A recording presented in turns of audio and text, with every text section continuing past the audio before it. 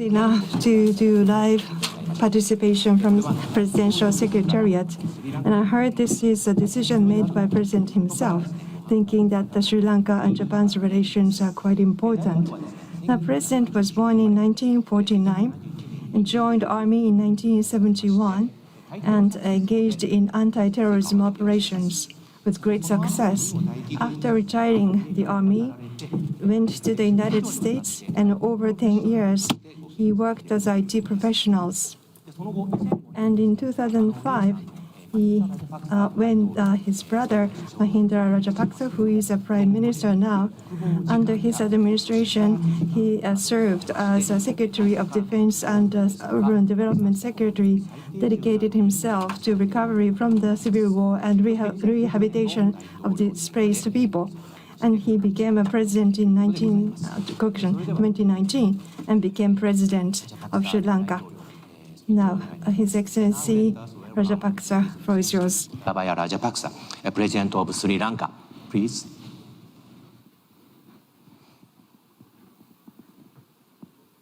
Good day, Excellencies. It gives me great pleasure to address you today at this prestigious international conference on shaping the post-COVID era, Asia's role in the global recovery. It is unfortunate that present circumstances have prevented us from gathering in Tokyo in person for this forum. Nevertheless, I commend our host, Nikkei, for taking the decision to proceed with this conference in this hybrid fashion. I also take this opportunity to convey my best wishes to Prime Minister Yoshihide Suga and the government of Japan. Sri Lanka and Japan have enjoyed a long and fruitful partnership for many decades. Sri Lanka is very eager to further strengthen the warm bilateral ties between our two countries, including through trade and investment. The strengthening of relationship between countries in Asia and increasing cooperation amongst nations globally is even more important today than it has been in the past, given the ongoing pandemic and its consequences. COVID-19 has been catastrophic for the world at large. It has cost several million lives, caused serious illness for more than 100 million, and devastated economic activity throughout the globe. Although Sri Lanka was able to prevent a major domestic outbreak of the virus during most of last year, the pandemic's impact was nevertheless devastating. Our economy contracted by 3.6% during 2020. Sri Lanka has historically depended on certain key sectors for foreign exchange income. These include tea, rubber, coconut, and spices exports, garments exports, remittances from Sri Lankan workers abroad, and tourism. Each of these sectors was seriously affected by the pandemic, especially in the middle of last year. Although most sectors rebounded to their pre-2019, that's pre-COVID levels, by the end of 2020, the tourism sector could not. Tourism is one of the highest earners of foreign exchange in our economy and a sector on which approximately 3 million people depend. Although Sri Lanka reopened to foreign tourists in early 2021 with biosafety bubbles and reduced quarantine requirements for vaccinated travelers, tourism will continue to be adversely affected until the pandemic is contained globally.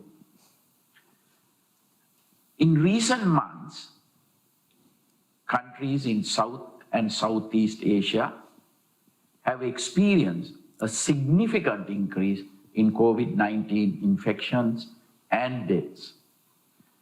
There has been a rise in positive cases in Sri Lanka as well.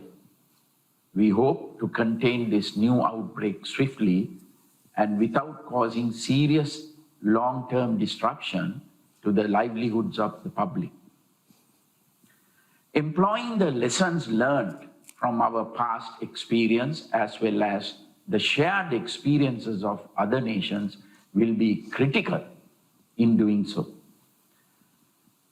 The lack of technical capacity and preparedness in the healthcare system is a challenge faced by most countries. However, the increased international cooperation that has taken place throughout the pandemic to strengthen this capacity is encouraging. Sri Lanka has benefited from the generous assistance of many bilateral and multilateral donors, both within Asia and from outside the region. This assistance has greatly strengthened our ability to deal with the pandemic and its consequences. Ultimately, the only viable long-term solution to the challenges posed by the pandemic is mass vaccination. Unfortunately, severe supply and resource constraints have affected the vaccination drives of many developing nations. The pandemic does not respect national boundaries. If the virus is allowed to spread unchecked anywhere in the world, deadlier strains could emerge that threaten the progress already made through inoculation elsewhere. Speed is therefore of the essence. Production capacity must be significantly enhanced, and supply chain constraints must be overcome soon to allow the global rollout of vaccines in a short span of time. It is only if this is done that we will see an end to this catastrophe. The COVID-19 pandemic posed unprecedented challenges for which no nation was prepared. However, in grappling with its consequences, some positives also emerged.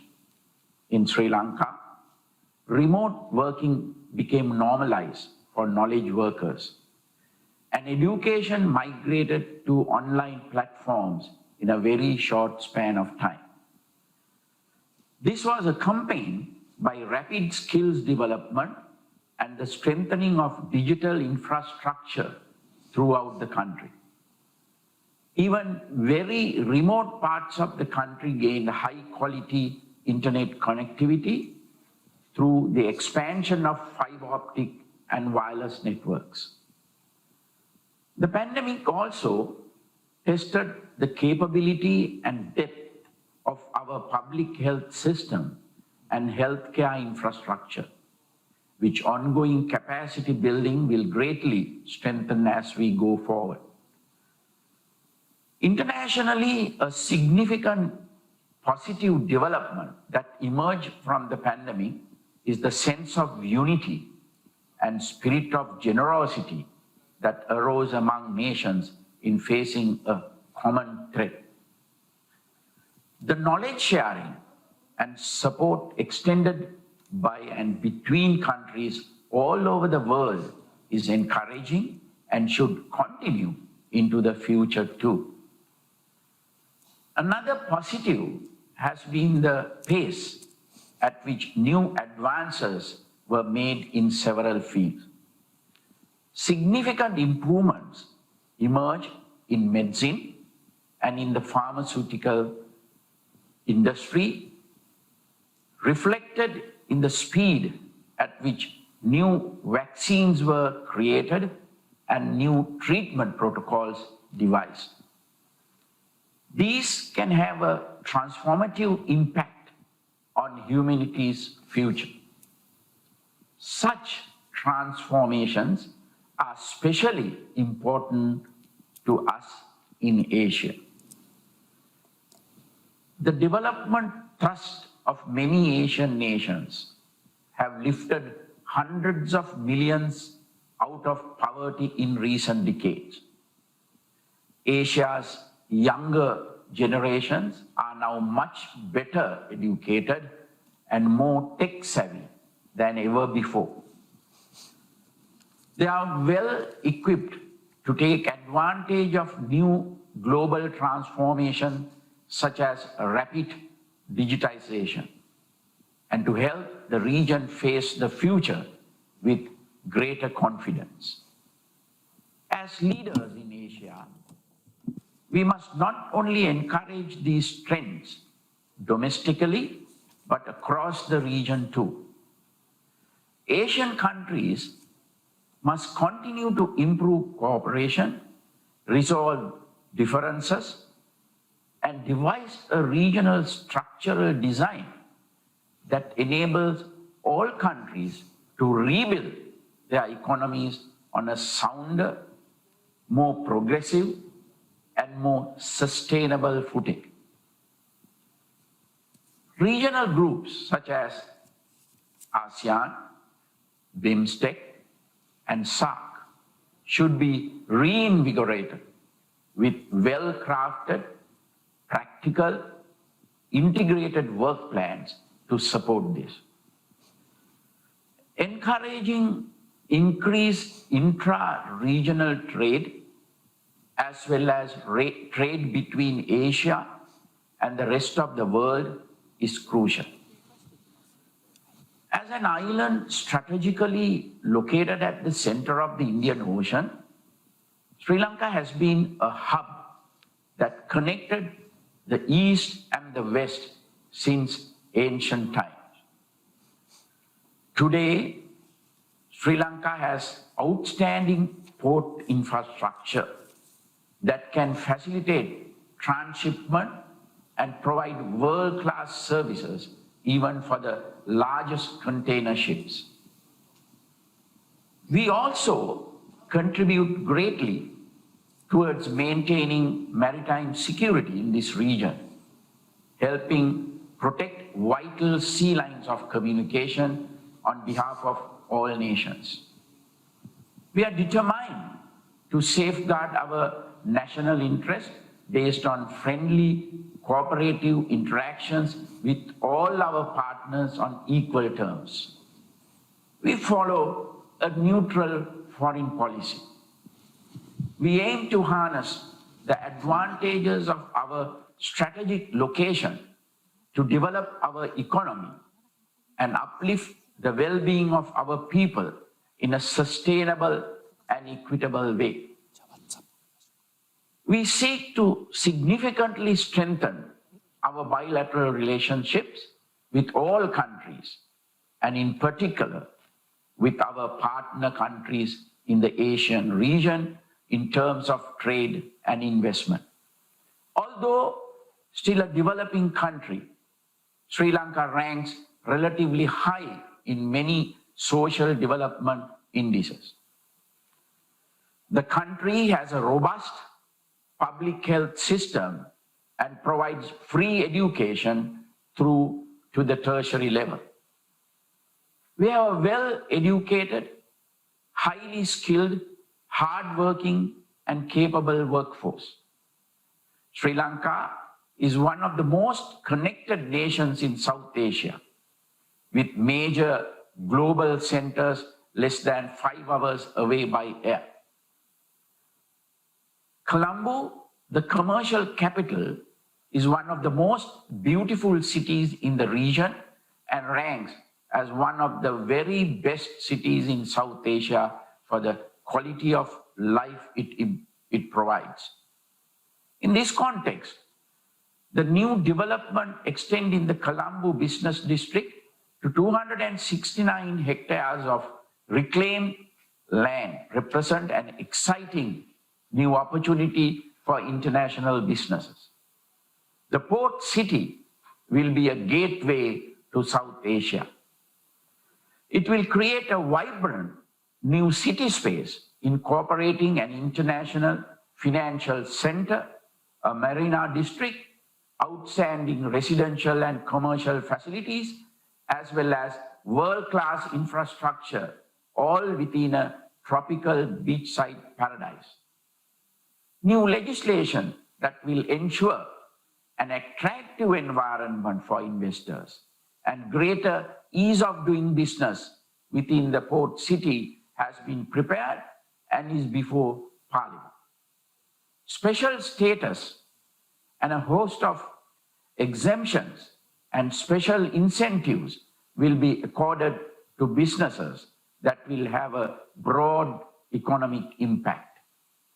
I'm confident that investors from all over the world will benefit greatly from these initiatives and from the port city's unique geostrategic position at the heart of one of the most rapidly advancing regions in the world. I invite all nations to encourage their businesses to take advantage of this opportunity and to be part of what will become a key service hub to this region in the future. The agriculture sector has been a historically important one for my country. It continues to be vital to our economy and employs a significant proportion of our population.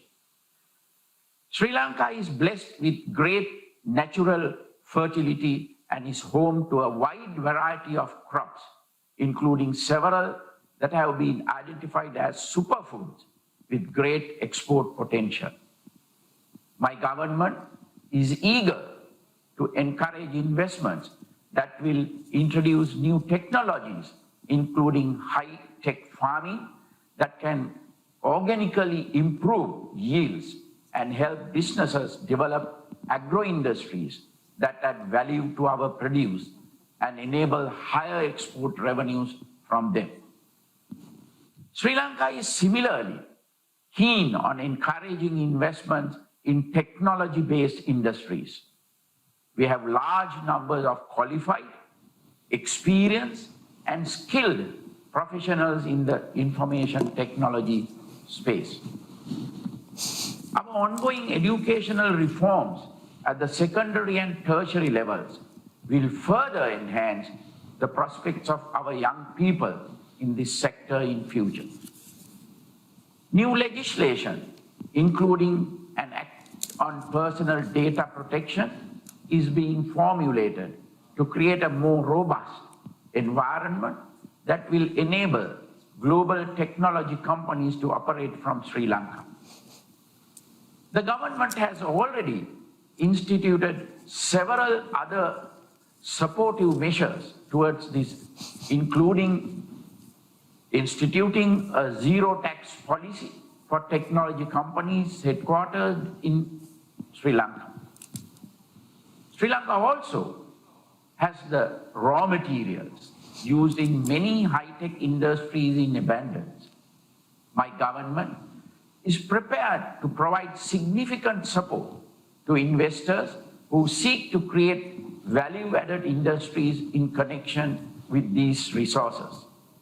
We also seek investment for power generation through the use of renewable sources such as wind and solar, in keeping with our growing industrial needs and our policy of enhancing environmental sustainability. Sri Lanka has long welcomed visitors from all countries as honored guests. With its unique scenic beauty, culture, and history, the country has many vibrant attractions that will be widely sought after as global travel resumes. We therefore seek to invite foreign direct investment that can take advantage of the post-COVID surge in tourism. We are keen on encouraging investments into hotels, resorts, and entertainment facilities that cater to high spending tourists.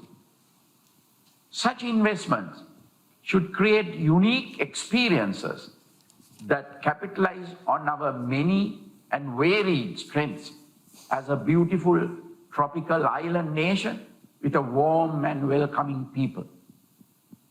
With our highly qualified, experienced, world-class medical professionals and our accredited private hospitals, Sri Lanka is also well positioned for investments in medical tourism. We also welcome investments into tourism projects that focus on wellness, which can supplement our existing world-class facilities in this space by leveraging Sri Lanka's rich heritage of mindfulness and holistic healthcare. In concluding, I convey my best wishes to all participants and wish you a thought-provoking and very productive 2 days in discussing the future of Asia. I also hope that as normalcy returns globally, we will have the pleasure of warmly welcoming all of you to Sri Lanka in the not-so-distant future. Thank you. Mr. President, thank you very much for a very impressive speech. We are so much encouraged to hear that through the battle with COVID-19, you are finding many positive developments in digital economy and related capacity building. So now, and President Rajapaksa has kindly accepted to take some questions now. And please allow me to start by asking one first question. So we are much interested in your diplomatic policy. Last month, you conveyed a very friendly message to visiting Chinese Defense Minister General Wei Fengho. In this regard, as a South Asian nation, and how do you balance the relationship with China and India from now? Yes, Sri Lanka as a historic relationship spanning centuries with both India and China. Our deep social, cultural, religious, economic and diplomatic ties with India are well known. Similarly, we have many strong bonds with China too. Formal diplomatic relations between Sri Lanka and the People's Republic of China were established 64 years ago. The Rubberized Trade Pact was signed even earlier in 1952. In the recent history, the relationship between Sri Lanka and China was strengthened, especially because of the 30 years of terrorist conflict Sri Lanka experienced until 2009. Many countries provided essential support to Sri Lanka, military support to Sri Lanka in overcoming this conflict.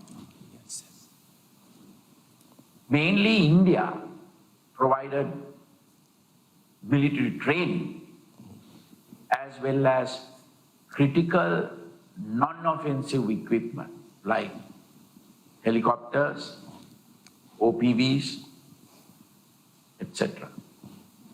China, Pakistan, Russia provided support that included weapons platforms, ammunition, and ordnance, mostly on commercial terms through state companies. Several countries also supported us with intelligence sharing. After the conflict ended, Sri Lanka had urgent requirement for post-conflict reconstruction, especially in war-affected areas. We also needed accelerated infrastructure development throughout the country. Extension of our rail tracks and road networks including expressways, and our port facilities needed expansion. China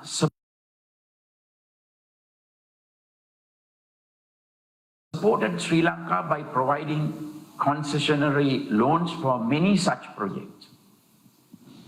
This has unfortunately been misinterpreted.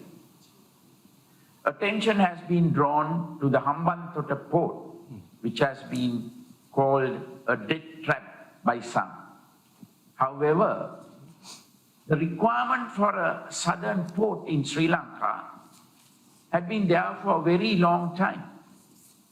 Different number of presidents and governments tried to construct that port over decades. However, it was only implemented in President Mahinda Rajapaksa's tenure. The Hambantota port is a commercially viable project. The organization that took on a loan, that's the Sri Lanka Ports Authority, to ensure its construction is the Sri Lanka Ports Authority. This is a profitable enterprise, and it had a proper plan to repay the loan. In fact, the first installment of the loan was paid in full. The Hambantota port is not a debt trap, but a potentially transformative addition to Sri Lanka's port infrastructure. Our cooperation with China is on par with our overall economic and commercial trajectories. China has been a key investment partner to Sri Lanka, as have many other countries. As a developing country, Sri Lanka wishes to obtain the support of all partner nations to fast-track our development aspirations and improve the livelihoods of our people. Sri Lanka is keen to further strengthen our relationship with all Asian nations and countries farther away. While we are aware of world power rivalries and regional power dynamics, our foreign policy is neutral. We consider India our closest neighbor and a long-standing friend, and we understand their security concerns and sensitivities. We will never allow anyone to use Sri Lanka to jeopardize India's security. We will work closely with India and all regional partners to ensure that the Indian Ocean remains secure for the benefit of all countries. Yes. Thank you very much, Mr. President. And we understand you are seeking the omnidirectional relationship around the countries, right? Yes. So unfortunately, so time has running out, and so now we are going to close the session. And このセッションでは、スリランカのですね、外交政策や Well, at this session, we have been able to hear the initiative of the diplomatic strategy and also some of the COVID containment measures. A very valuable, insightful presentation from the president. So in terms of Asia, Middle East, and the Sri Lanka that is in the middle of this geopolitical region for the supply chain and also for the marine security. It has seen and deemed as a very important hub in these regions, as had been introduced in the speech. Sri Lanka, in terms of logistics and also ocean route, not only being a hub, digital and IT infrastructure has been well furnished in order to be the center of the business operation. It is under the limelight. And also in terms of Asia-Pacific strategy, free and open Indo-Pacific. What we have aimed for in this initiative, it is a very important country for us all. So I hope that Sri Lanka, Japan, not only a bilateral relation, but all the Asian region, we hope that Sri Lanka will be a good partner of ours going down the road. Now we will close the session with our thankfulness Mr. President, thank you so much for joining us live as a live appearance and for sharing your precious time today. I'll see you again directly next time in Tokyo. Thank you very much. Thank you. Thank you very much. ゴタバヤ・ラジャパクサ大統領、 His 山田さん、あり Excellency がとうございました。 President Rajapaksa and Mr. Yamada.